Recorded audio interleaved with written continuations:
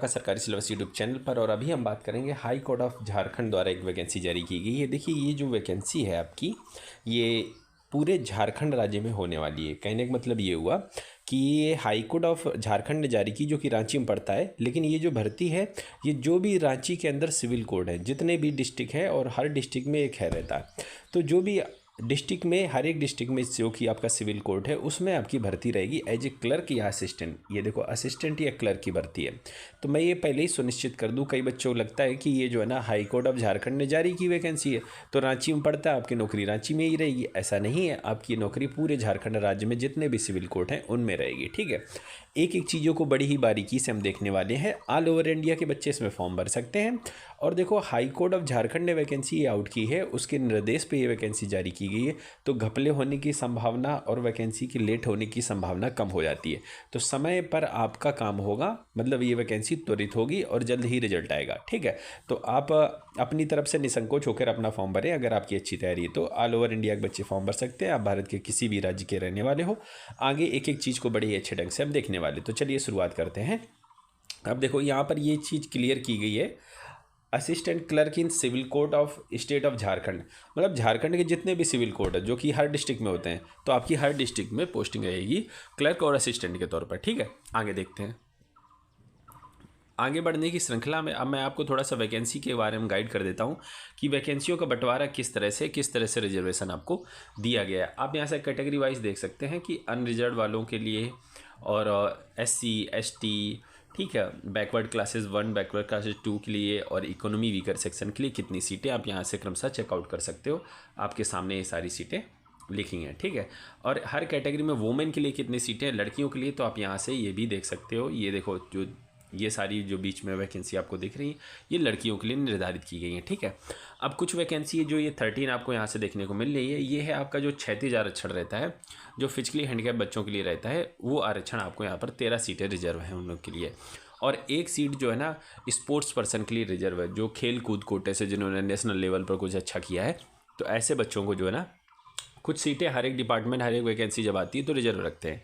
लेकिन यहाँ पर भूतपूर्व फौजियों के लिए यहाँ पर कोई सीट नहीं रखी गई। हालांकि जब क्षैतिज छड़ देते हैं तो भूतपूर्व फौजी हो गए और स्वतंत्रता संग्राम सेनानी के आश्रित हो गए। ठीक है, फ्रीडम फाइटर जिसे आप बोलते हैं, तो उनके आश्रितों को कोई भी वैकेंसी होती है। स्पोर्ट्स वालों के लिए तो एक वैकेंसी है, फिजिकली चैलेंज वालों के लिए 13 वैकेंसी है, लेकिन 2 लोगों के लिए, एक फ्रीडम फाइटर और भूतपूर्व फौजियों के लिए यहाँ पर कोई सीटें रिजर्व नहीं रखी गई है। ठीक है, तो कैटेगरी का बंटवारा मैंने आपको बता दिया है। ठीक है, अब थोड़ा सा और आगे देखते हैं। आपके जो ऑनलाइन फॉर्म है वो 10 तारीख से चालू हो जाएंगे। ठीक है, आज है 8 तारीख, आज नहीं 2 दिन बाद आज से फॉर्म चालू हो जाएंगे और क्लोज हो जाएंगे 9 तारीख को। ठीक है, अगले महीने की 9 तारीख को जो है ना आपके फॉर्म क्लोज हो जाएंगे, मतलब कि 9 मई को आपके फॉर्म बंद हो जाएंगे। तो 1 महीने का समय है, आप आराम से अपना फॉर्म भरिएगा। अब देख लेते हैं कि आपका जो है ना एजुकेशन क्वालिफिकेशन क्या रहेगी। आप यहाँ से देख सकते हो, सिर्फ ग्रेजुएशन की रिक्वायरमेंट है। अगर आपके पास ग्रेजुएशन का सर्टिफिकेट है, BA BSc BCom BTech कुछ भी है, MBBS या कुछ भी है, तो आप इसमें फॉर्म भर सकते हो। ग्रेजुएट होना अनिवार्य है। ठीक है, अब देखो इन्होंने क्या कहा है कि अपेयरिंग वालों के लिए कोई गाइडलाइंस नहीं है। इसका मतलब ये हुआ कि आप फॉर्म भरने की जो अंतिम तिथि है, जो कि है 9 मई, तो 9 मई के पहले पहले आपका रिजल्ट आ जाना चाहिए। ठीक है, अगर आपका रिजल्ट 9 मई के पहले आ सकता है तो आप फॉर्म भर सकते हो। बाकी जिन कैंडिडेट ने अभी एडमिशन लिया या BSc के या BA के तीसरे साल में चल रहे हैं, अंतिम साल में चल रहे हैं, तो ऐसे बच्चे इसमें फॉर्म नहीं भर सकते हैं। ठीक है, तो ये चीज़ हो गई क्लियर। तो आपके पास में ग्रेजुएशन का सर्टिफिकेट होना चाहिए। अब देखो वेतन, तनख्वाह, ये लालच होता है और ये लालच जो है बहुत ज़रूरी है। आपका मूल वेतन रहेगा 25,500 रुपये। आपका पे लेवल 4 में आपका वेतन रहने वाला है। तो पे लेवल 4 के अनुसार अगर मैं बेसिक पे आपका 25,500 है, तो आपकी जो सैलरी बनेगी करीब 35,000 से 40,000 रुपये बीच में आपकी जो है ना सैलरी बनने वाली है। ठीक है, डिपेंड करता है, और भी कंडीशंस होती हैं, आप HRA ले रहे हो नहीं ले रहे हो कई चीज़ें, लेकिन जो आपकी सैलरी बनेगी 35 से 40 के बीच में आपकी बनने वाली है। ठीक है, तो ये आपकी सैलरी की बात हो गई। पद का नाम मैंने आपको पहले ही बता दिया कि असिस्टेंट या फिर क्लर्क, जो भी सिविल कोर्ट है झारखंड में, वहाँ पर आपकी नौकरी रहने वाली है। और आगे देख लेते हैं, मिनिमम उम्र सीमा देख लेते हैं। मिनिमम आपकी 21 साल है और मैक्सिमम आप यहाँ से देखेंगे 35 साल है। कुछ लोगों को छूट रहेगी। ये जो 35 साल है ये अनरिजर्व और इकोनॉमी वीकर सेक्शन के बच्चों के लिए है। ठीक है, अब अगर जो है ना आप बैकवर्ड क्लासेस में आते हो तो आपके लिए 37 साल है उम्र सीमा, आप यहाँ से देख सकते हो। चाहे आप कैटेगरी 1 में आते हो चाहे कैटेगरी 2 में आते हो, दोनों के लिए यही 37 साल मैक्सिमम उम्र है। ठीक है, अब देख लेते हैं लड़कियों के लिए इसमें छूट है, 38 साल तक लड़कियां फॉर्म भर सकती हैं। और लड़कियां चाहे अनरिजर्व की हो, चाहे ईडब्ल्यूएस की हो, चाहे बीसी की हो, तो लड़कियों के लिए 38 साल आप यहाँ से देख सकते हो। ठीक है। अब अगर आप एससी एसटी कैटेगरी, तो आपके लिए 40 साल तक की छूट मिल जाती है यहाँ से। ठीक है। और अगर आप फीमेल हो एससी एसटी, तो भी आप 40 साल तक इसमें फॉर्म भर सकते हो। अब जो फिजिकली हैंडीकैप बच्चे हैं उनके लिए 10 साल की जो है ना छूट रखी गई है। और एक चीज़ कि उम्र सीमा की जो गणना है बच्चों, वो 1/1/2024 से की जाएगी। ऐसा नहीं है, कई भर्तियाँ ऐसी रहती हैं जिनमें उम्र सीमा की गणना फॉर्म भरने की अंतिम तिथि से की जाती है, लेकिन यहाँ पर ऐसा नहीं है। उम्र सीमा की गणना 1 जनवरी 2024 से की जाएगी। तो इस तिथि तक आपके पास में, मतलब आपकी उम्र जो है ना, जैसे आपकी क्राइटेरिया 35 साल है तो 35 साल से ऊपर ना हो, 37 से तो 37 कैटेगरी के हिसाब से आपकी चीज़ें रहने वाली। और जो भूतपूर्व फौजी हैं उनके लिए कोई सीट नहीं रखी गई, लेकिन उन्हें 5 साल का रिजर्वेशन उम्र सीमा में दिया गया है। वो एज ए जनरल कैंडिडेट की तरह, या आप जिस कैटेगरी में आते हो उस कैटेगरी की तरह आप अपना फॉर्म वगैरह भर सकते हो और एग्ज़ाम फाइट कर सकते हो। हालांकि सीट आपके लिए कोई रिजर्व नहीं रखी गई है। ठीक है। अब देखो, जो भी रिजर्वेशन है, अगर आप बाहर के राज्य के हो, मतलब कि आप उत्तर प्रदेश, मध्य प्रदेश, आप बिहार के हो, कहीं के भी हो, तो आपको जो ना अदर स्टेट हो तो आपको रिजर्वेशन नहीं मिलेगा। ठीक है। सिर्फ झारखंड के जो बच्चे हैं उन्हीं को रिजर्वेशन का लाभ मिलेगा। अदर स्टेट आप यहाँ से देख सकते हो, reserve category shall be treated as unreserve. तो मतलब सब जनरल हो जाओगे, चाहे एससी हो उत्तर प्रदेश के, चाहे बिहार के एसटी हो, लेकिन अगर आप झारखंड की इस भर्ती में फॉर्म भर रहे हो तो आप जनरल हो गए उनके लिए। ठीक है। तो ये चीज़ हो गई। अब देखते हैं मेरिट लिस्ट आपकी। देखिए, इसके 3 चरण हैं। सबसे पहले आपके एक रिटन एग्जाम है। ठीक है। फिर आपका एक जो है ना कंप्यूटर टेस्ट है। फिर उसके बाद आपका इंटरव्यू। तो जो मेरिट लिस्ट आपकी बनने वाली है वो रिटन एग्जाम और जो है ना इंटरव्यू के बेस पे बनेगी। आपका जो टेस्ट है कंप्यूटर पर टाइपिंग वाला, वो सिर्फ क्वालिफाइंग नेचर का है, उसके कोई नंबर अलग से नहीं दिए जाएंगे। ठीक है। और देखो, इस वैकेंसी में सबको एक ही फॉर्म भरना है। आप सोचे कुछ जुगाड़ लगा के या कैसे ही करके 2-3 फॉर्म भर देते हैं तो आपके फॉर्म निरस्त हो जाएंगे। ओनली 1 ऑनलाइन एप्लीकेशन आप जो है ना इसमें भर सकते हो। ठीक है। तो आप ये बात समझ गए। अब थोड़ा सा आगे देख लेते हैं और क्या चीज़ें ज़रूरी हो सकती हैं उसके बारे में भी डिस्कस करना अनिवार्य रहता है, ताकि कोई चीज़ छूटे ना। ठीक है। अब हम थोड़ा सा और आगे देख लेते हैं, आगे बढ़ने की श्रृंखला में। फॉर्म फीस की अगर हम बात करें तो फॉर्म फीस आपके यहाँ से देखोगे तो 500 रुपये है। अनरिजर्व के लिए, इकोनॉमी वीकर सेक्शन के लिए और बीसी वाले कैंडिडेट, बैकवर्ड क्लासेस के लिए। ठीक है। अब जो आप यहाँ से देखेंगे कि 125 रुपये किसके लिए, एससी एसटी कैटेगरी और फिजिकली हैंडीकैप बच्चों के लिए 125 रुपये है। लड़कियों के लिए यहाँ पर छूट नहीं। कई बार क्या होता है कि लड़कियों के लिए छूट दे देते हैं, वो भी 125 रुपये में फॉर्म भर लो, लेकिन लड़कियों के लिए कैटेगरी के हिसाब से ही आपको फॉर्म भरने, अलग से कोई आपको फीमेल के लिए छूट नहीं रखी गई है फॉर्म फीस में। तो आप जनरल की लड़की हैं या आप इकोनॉमी वीकर सेक्शन की या बीसी की लड़की हैं, तो आपको जो है ना 500 रुपये ही देने पड़ेंगे। ठीक है। ये चीज़ें छोटी छोटी हैं बट क्लियर करना ज़रूरी रहता है।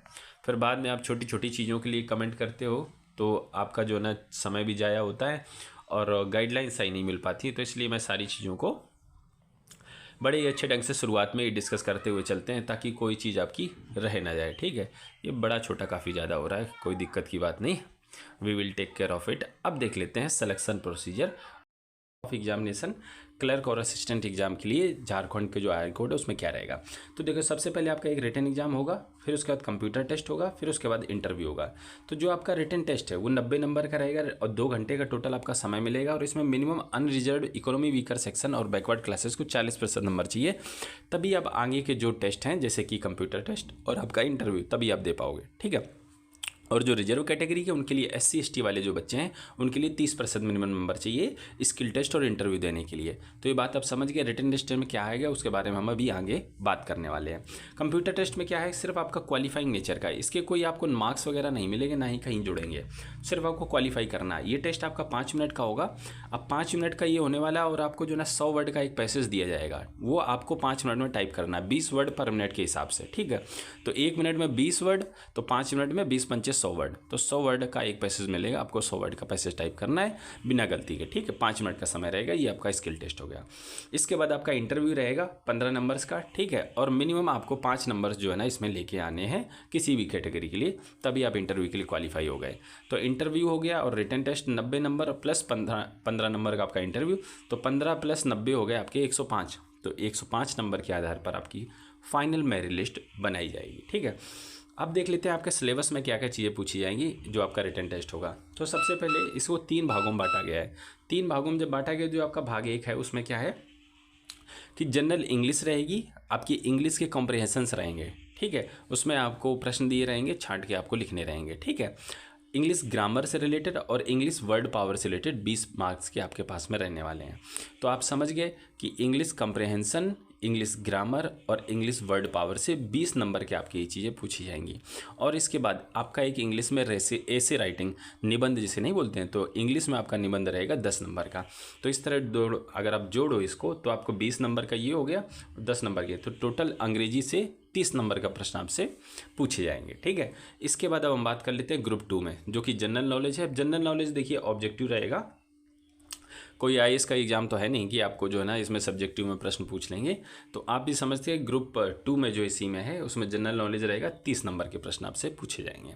इसके बाद जो आखिरी बचा वो आपका जो ना इसमें रीजनिंग वगैरह रहेगी और मैथ्स वगैरह रहेगी। कक्षा 10 के स्तर का आपका इसमें पूछा जाएगा, बहुत ज़्यादा प्रश्न टफ नहीं आएंगे, ठीक है। तो इसमें क्या है, आप numerical ability and reasoning test including mathematical test of 10th standard, ठीक है। तो 10वीं के आधार पर आपको जो है ना इसमें तैयारी करनी है और बहुत ज़्यादा कठिन नहीं होगा। 30 नंबर का आपका मैथ्स से और न्यूमेरिकल एबिलिटी और रीजनिंग से रिलेटेड, रीजनिंग और मैथ दोनों 30 नंबर की, और आपका जो जनरल नॉलेज 30 नंबर का, और जो है ना आपकी इंग्लिश 30 नंबर की। तो 30 30 60 30 90 हो गया, 90 का आपका रिटन एग्जाम होने वाला है, ठीक है। तो ये चीज़ होगी रिटन एग्जाम के बारे में बात।